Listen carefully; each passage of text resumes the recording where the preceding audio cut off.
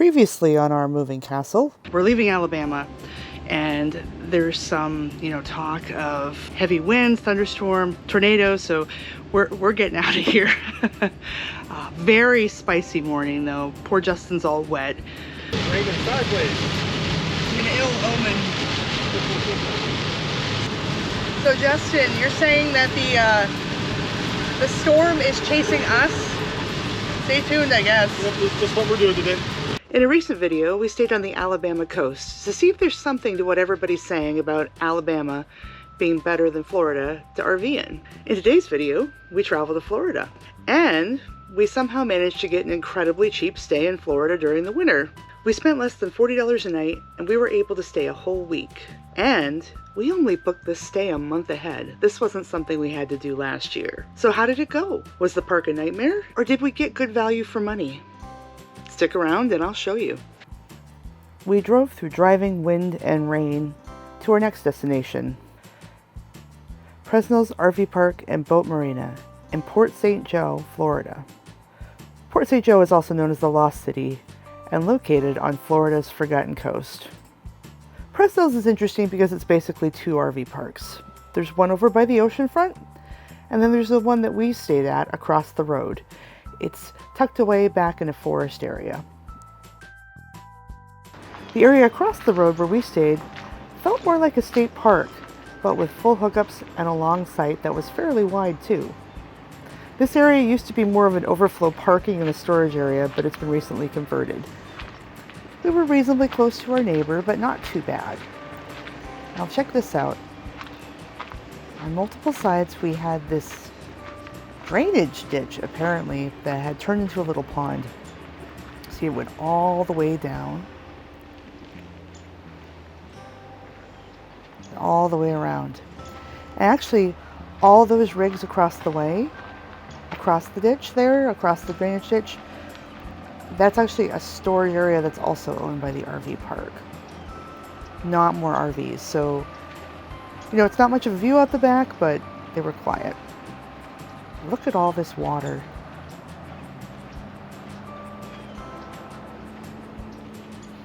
I actually saw tadpoles in it, which is really cool. There's our hookup.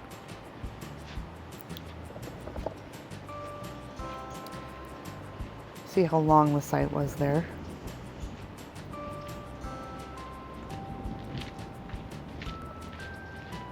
Yeah, not too bad at all.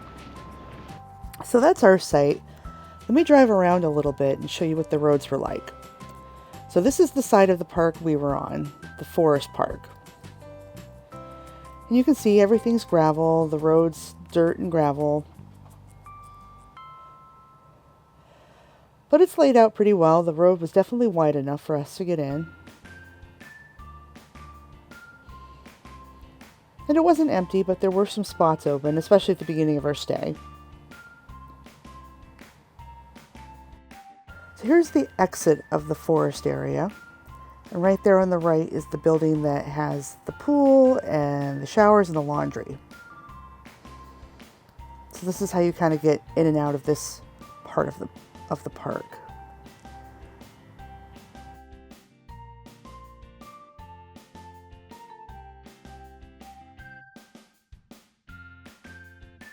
So we're coming up on State Route 30A. So you can see the road crossing.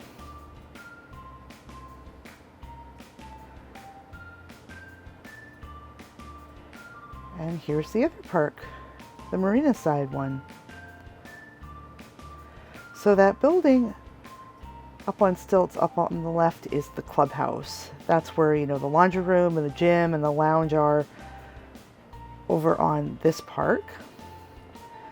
You see on the right, that light blue shack looking structure is actually the office where you check in. There's a camp store and whatnot in there.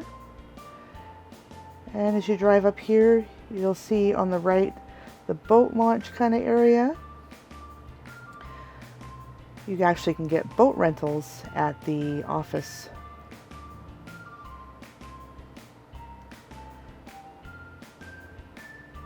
So you can see the park is pretty similar to the park on the other side as far as the gravel roads and the hookups and The spaces, I would say, are actually maybe a little bit further apart on the other side. There's definitely the view there. You see the ocean? It's actually St. Joseph's Bay, so it's a protected bay off of the ocean, but it's very lovely.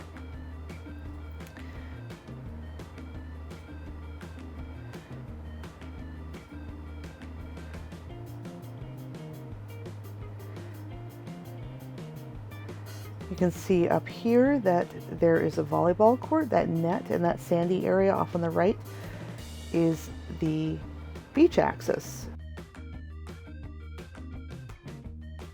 Okay, so here is that beach access I was talking about. You've got this wooden boardwalk, kind of takes you over to the volleyball court, which on the map is listed as an activity area. So here we go, you kind of walk across the court and it'll take you right up to the beach. Now I will say this isn't like a big beach, it isn't a lounging beach.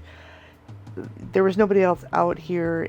It's not really the kind of beach that you're gonna sit at all day and read a book or anything.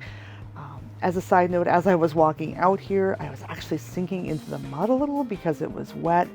Wasn't terribly stable, but it is the ocean, or at least the bay, and it's pretty.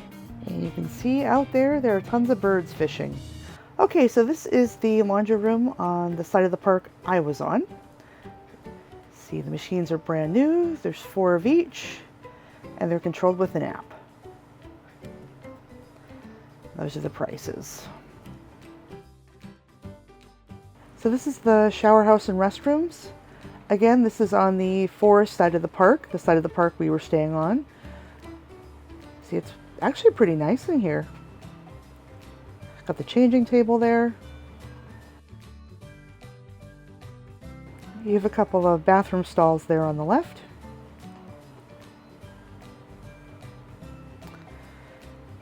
And then down here on the end are the showers.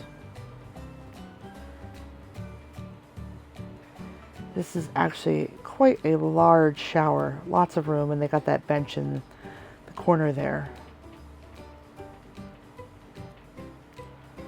Really nice, really big. This is the other shower. There are 2 total down here. This is smaller, but it's still really nice. And you have that kind of bench too as well.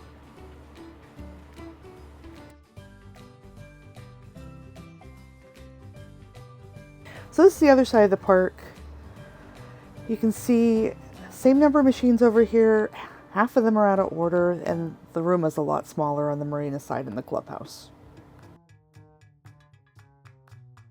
So you can see this is the Marina bathroom and shower. Again, like the laundry, it's a lot smaller. It's a lot older.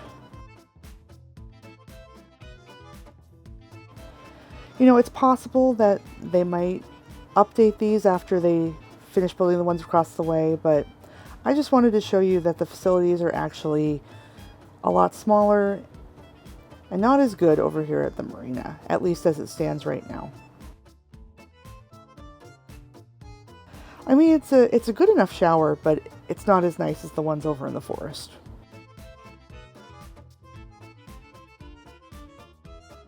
And here's the new pool area over in the forest section of the park. Now I want to note that the pool wasn't actually open when we visited, but you can see it's going to be really nice when it is. They have a hot tub and they both have those accessibility chairs to help people get in, which I think is really lovely.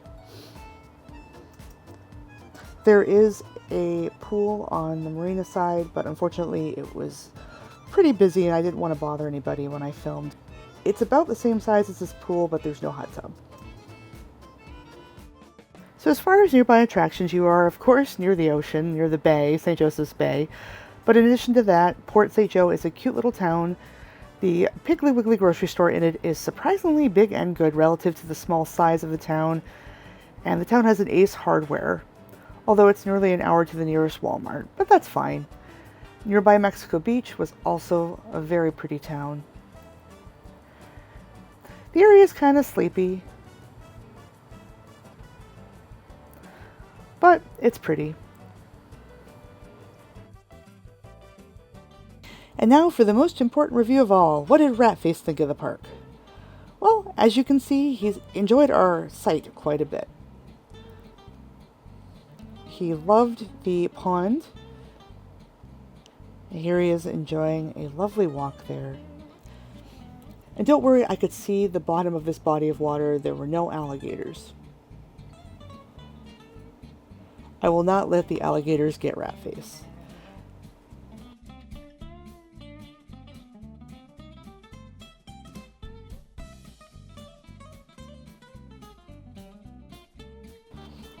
He also enjoyed all the birds that were flying through, and frankly seemed a little sad to go when it was time to pack up and leave. Definitely a happy cat. So before I get into my review, here's some more context on how I rate parks. We are full-time RVers. We both work full-time remotely. So primarily we're looking for a low drama stay, full hookups, a quiet night's rest, and a good value for money. We like to be near things, but we're okay with driving a little because we are towing a Jeep, so we don't have to be right in the middle of an attraction. So here's a brief list of pros and cons about the park. The first pro is actually right in the title of this video. It was cheap.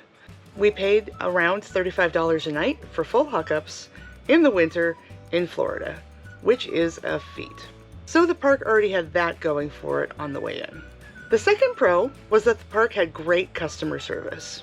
When we originally booked this park, we booked a bunch of stays in a row trying to get somewhere.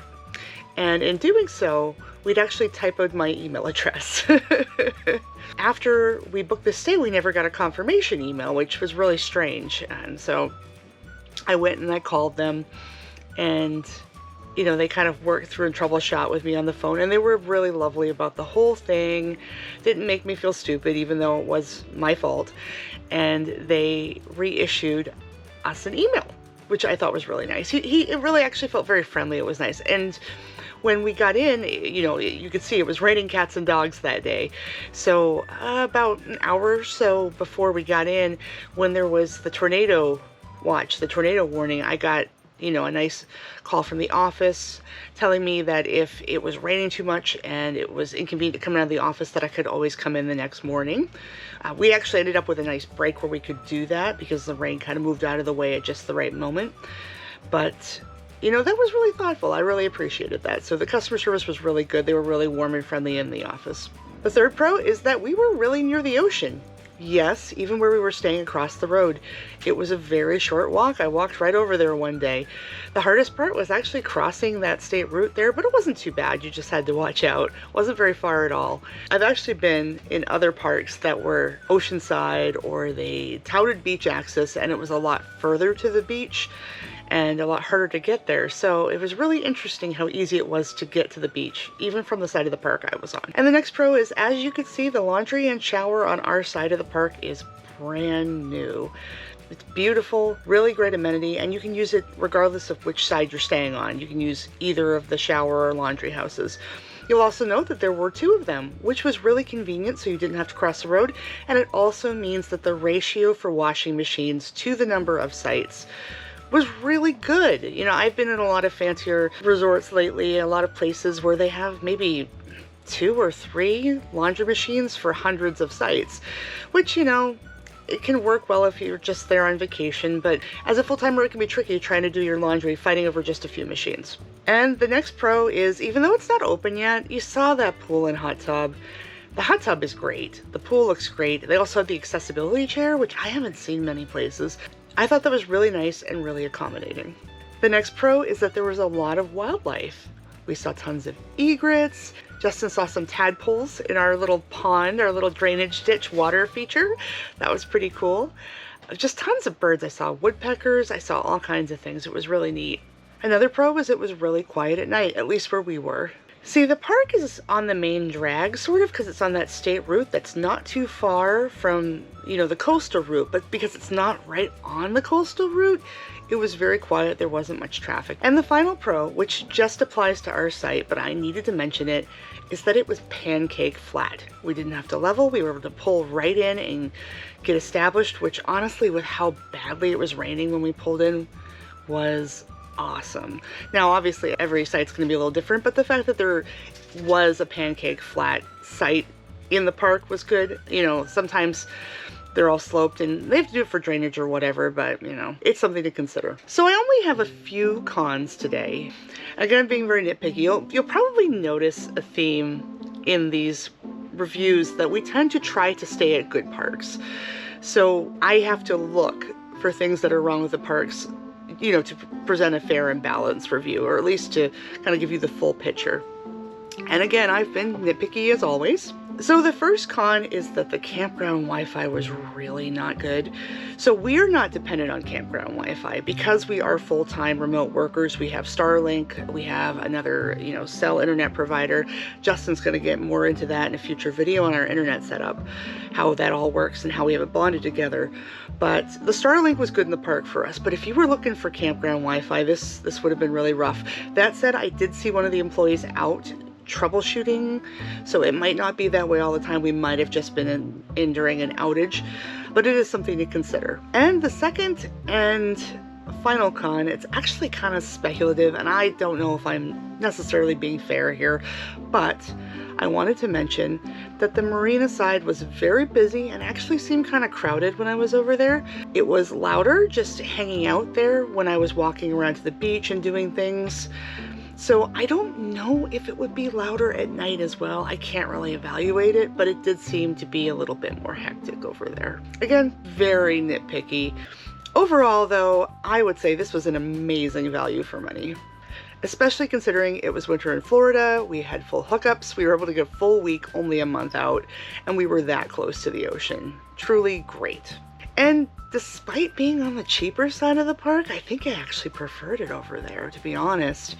It was really fun to go over and visit the beach and the marina, to see the birds and everything, to check out the beach. And if we wanted to rent a boat, it would have been really nice to go over and do that at the marina. But as far as, you know, parking and sleeping and working, I was perfectly happy on the other side of the park where it was like half price. So take from that what you will. We'll see what happens. I don't know if as they finish the facilities like the pool and hot tub, if the price will go up. You know, if there's more demand, the price might go up. We'll see what happens, but it was a wonderful value for this stay, and I'm grateful for that. And after our stay at Presnell's Marina and RV Resort, we were back on the road to our next location, another stay in Florida. So that's our experience staying in Florida so far. We'll have more to report once we're done, but honestly, I don't see that much of a difference so far between Alabama and Florida. They were both great. So I think it probably depends on a park by park basis, but I'm curious to see what your experience has been. So feel free to weigh in the comments. Let me know of other great parks you found in Florida or Alabama, and weigh in on the great Florida versus Alabama debate. I'm sure we'll have more to say once we've done the whole Gulf Coast back and forth and Central Florida and all the stuff we're planning. But yeah, that's where we are right now.